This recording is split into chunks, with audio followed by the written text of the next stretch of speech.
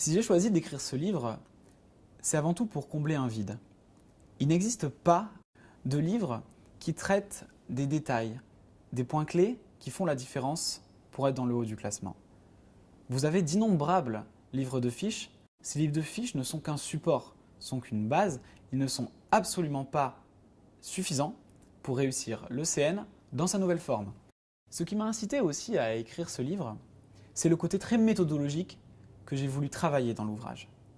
Par méthodologie, j'entends votre méthode de travailler, comment vous organisez vos connaissances. Parce que le CN, les connaissances exigées sont extrêmement vastes et il faut pourtant les maîtriser. Avec l'ancien ECN, vous pouvez vous permettre de maîtriser quelques dossiers importants et de négliger une bonne partie des autres items. Maintenant, c'est absolument plus le cas, mais il faut absolument vous centrer sur le détail. Et en ça, la méthodologie est très importante.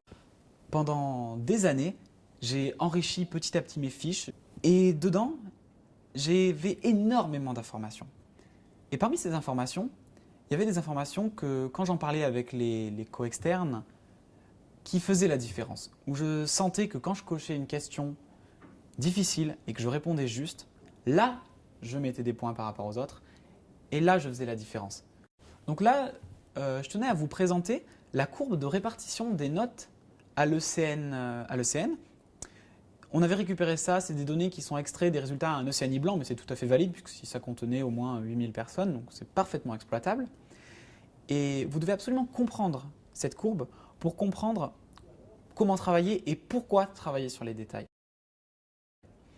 Donc vous voyez que vous avez un plateau qui se situe à partir de 5000 jusqu'à 2000 à peu près, où vous avez un plateau, c'est-à-dire qu'entre deux étudiants, il y a extrêmement peu de différence. Et j'irais même jusqu'à dire entre 500 étudiants, il y a très peu de différence.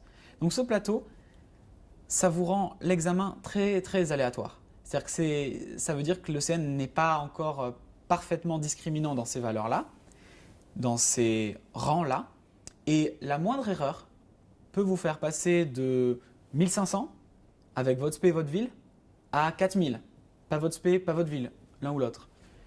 Et ça, c'est assez déstabilisant de se dire qu'on est dans cette zone un peu grise, zone de danger.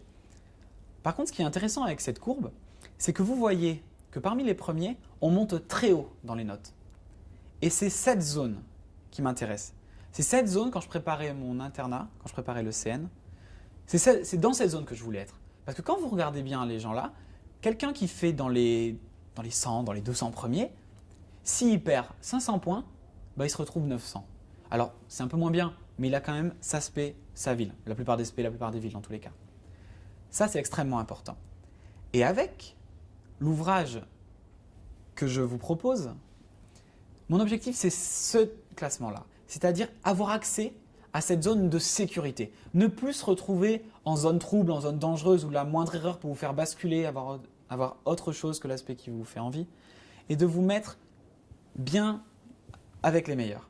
Et pour ça, vous comprenez que les bases, tout le monde les a, c'est même le principe de ce plateau-là, c'est-à-dire qu'entre la personne qui est 5 millième et la personne qui est 2 millième, vous avez que les connaissances qui sont à peu près pareilles, puisque les points sont à peu près pareils.